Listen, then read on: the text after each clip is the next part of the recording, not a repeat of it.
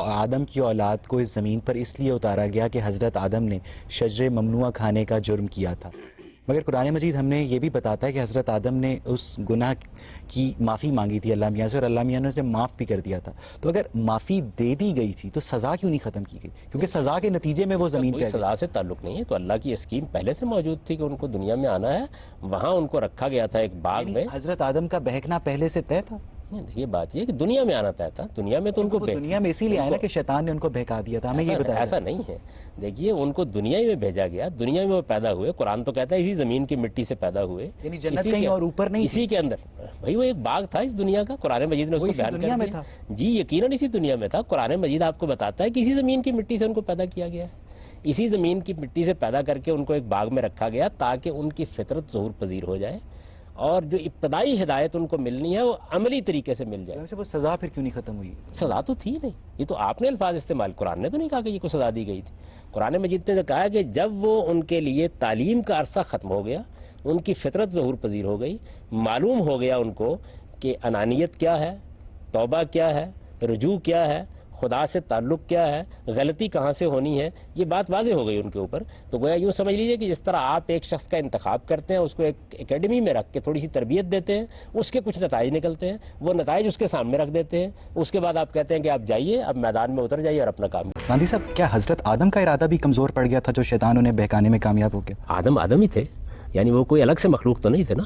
اللہ تعالیٰ نے اس موقع پر ہمیں یہ بتایا کہ آدم کو کیا صلاحیتیں دی گئی ہیں. دیکھیے پہلی بات اس سے یہ معلوم ہوئی کہ آدم کے پاس ارادہ بھی ہے اور اختیار بھی ہے. دوسری بات یہ معلوم ہوئی کہ اگر انسان اپنی فطرت کو سالے رکھے تو پھر اس کے بعد شیطان اس وقت تک اس کو نہیں بہکا سکتا جب تک کہ اس کے اپنے اندر کمزوری نہیں پیدا ہو جاتی.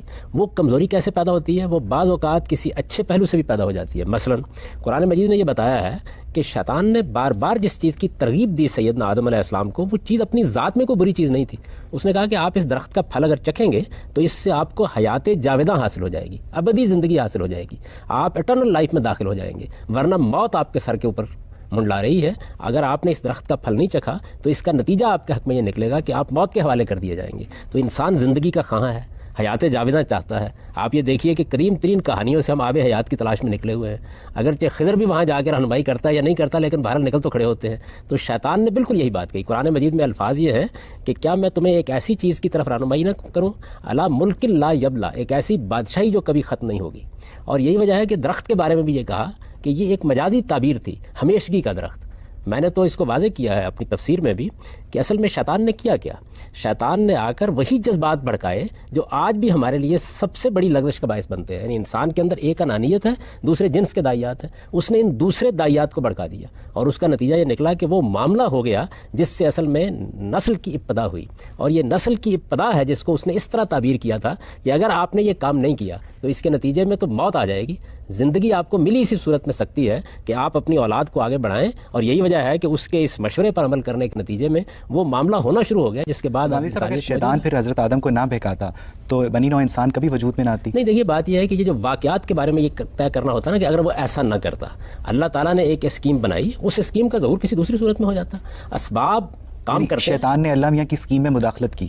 اللہ تعالیٰ کی تو اسکیم یہی تھی. یہی اسکیم تھی کہ آدم و حوا کو بنایا جائے، یہ اسکیم تھی کہ انہیں اقتدار دیا جائے، یہ اسکیم تھی کہ انہیں اختیار دیا جائے، زمین کی بادشاہی ان کو منتقل کی جائے. آپ یہ دیکھیے کہ یہ شیطان کا واقعہ تو بہت بعد میں پیش آیا. اللہ تعالیٰ تو قرآن مجید میں یہ کہہ رہے ہیں، ابھی ارادہ کر رہے ہیں، تو یہ کہہ رہے ہیں کہ انی جاعل فی الارض خلیفہ، میں نے ارادہ کر لیا ہے کہ میں زمین میں ایک ایسی مخلوق بنانے والا ہوں جس کو میں اختیار بھی دوں گا اور اقتدار بھی دوں گا. تو اختیار اور اقتدار جہاں ہوگا وہاں اس کا استعمال بھی ہوگا. دیکھیے لفظ اختیار اور لفظ اقتدار یہ چاہتا ہے کہ آپ کو اس کے استعمال کرنے کا حق دیا جائے. جب آپ اسے استعمال کریں گے، اچھا بھی کریں گے، برا بھی کریں گے، غلط بھی کریں گے، صحیح بھی کریں گے. تو انہوں نے اپنے اختیار کو استعمال کیا اور اس اختیار کو استعمال کوئی غلط معنی میں نہیں کیا. یعنی ایک ایسی چیز کی ان کو ترغیب دی گئی جو اپنی ذات میں بالکل جائز چیز تھی، اس میں کوئی ممانعت نہیں تھی. وقتی طور پر اس کو روک کر کچھ سبق دینا پیش نظر تھا اور وہ سبق حاصل ہو گیا.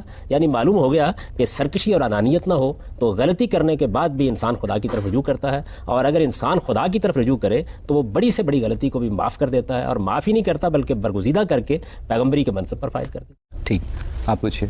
اگر آپ یہ کہہ رہے ہیں کہ شیطان ایک فارم آف بیہیویئر ہے رادر دین پرسونیفائڈ فارم, تو پھر ابلیس کا نام دے کے اس کو ایک پرسونیفائی کر کے تو ہمیں ایک ایکسکیوز دے دیا گیا ہے کہ ہم ڈارک سائڈ آف ہیومینٹی کو بلیم کر دیں شیطان کے اوپر. تو ہماری جو ایک ہر انسان میں ایک بہت پازیٹیو اور ایک بہت نیگیٹو سائڈ ہوتی ہے. It's the balance that matters. تو اگر ہمارا بیلنس خراب ہو جائے اور ہم نیگیٹو سائڈ پہ چلے جائیں تو it's just very easy to say کہ مجھے تو شیطان نے بہکایا تھا.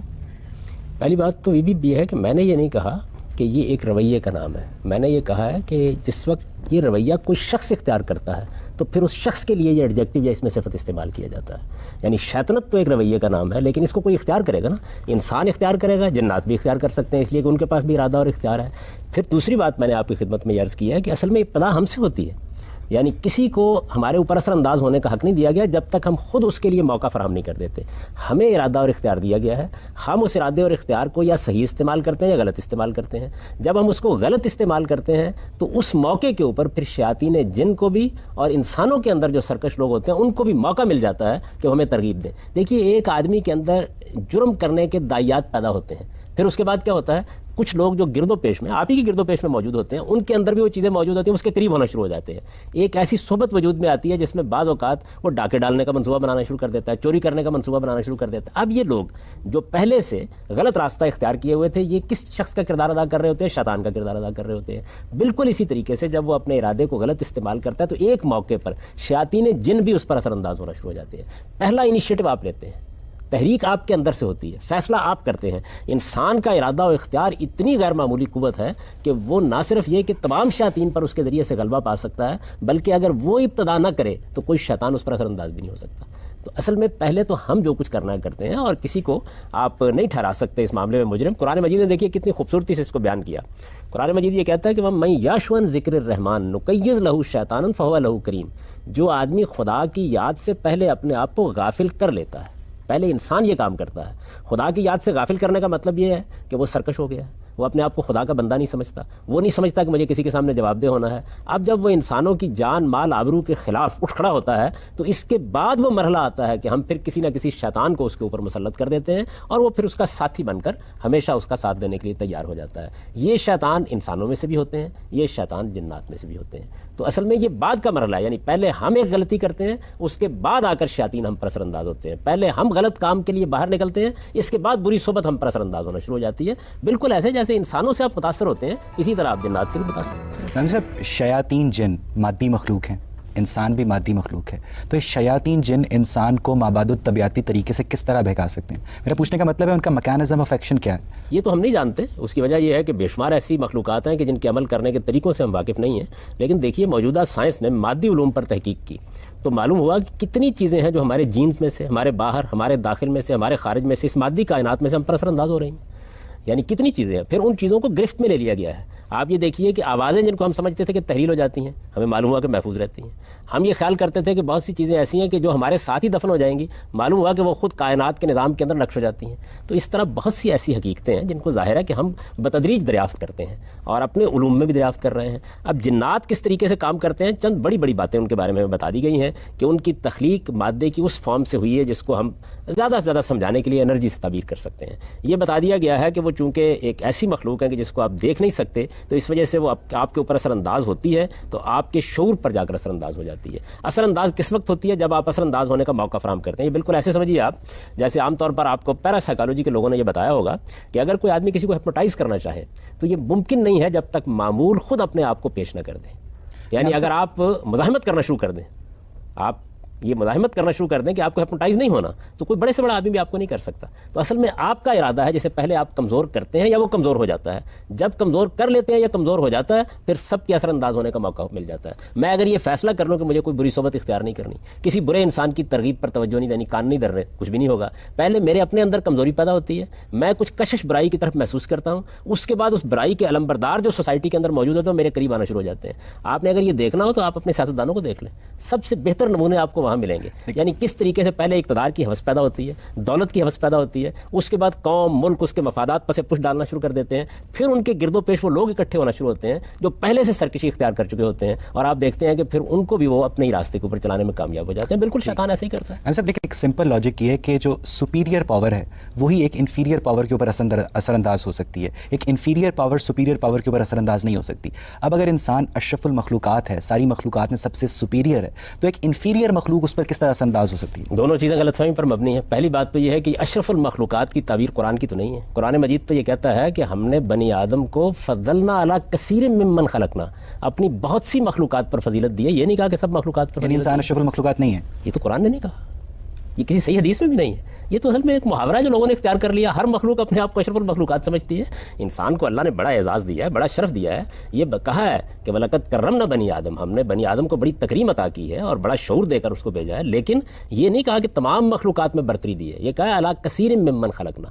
دیکھیے بات یہ ہے کہ ہمارا معاملہ یہ ہے کہ بہت سی باتیں ہمارے ہم متس کے طور پر مشہور ہو جاتی ہیں, بہت سی باتیں ہم اوہام کے طور پر مان رہے ہوتے ہیں, بہت سی چیزیں ہم کہانیوں میں سن رہے ہوتے ہیں. ہم کبھی خدا کی کتاب کو کھول کر نہیں دیکھتے کہ وہ کسی حقیقت کو کیسے بیان کرتی ہے. تو قرآن نے تو یہ کہا ہے کہ عَلَىٰ كَثِيرٍ مِّمَّنْ خَلَقْنَا, ہم نے بہت سی مخلوقات پر انسان کو فضیلت دی ہے. ایک بات.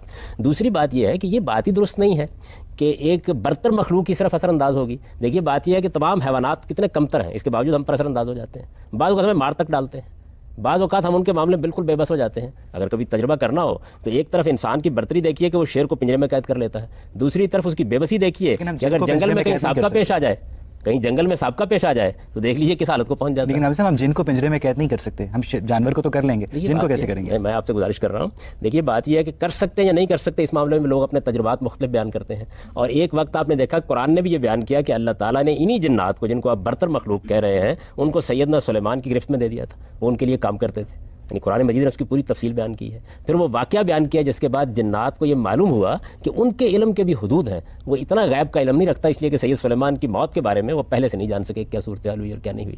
تو یہ سارے معاملات پیش آتے رہتے ہیں. مختلف مخلوقات ایک دوسرے سے کام لیتی رہتی ہیں, ان کے کام آتی بھی رہتی ہیں.